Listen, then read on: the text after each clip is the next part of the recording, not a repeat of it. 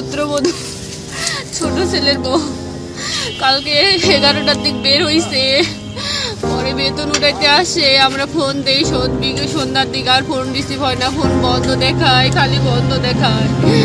বড় ছেলে বড় বউ ওখান থেকে ফোন দেয়, আমরা বাসা থেকে ফোন দেই, কেউ ফোন খোলা পাই না।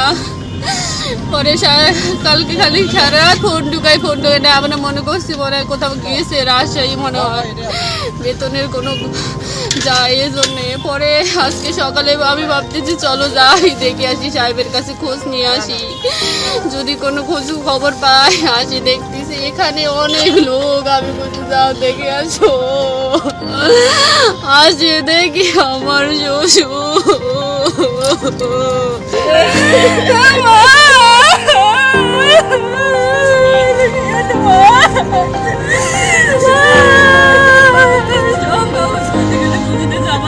আমাদের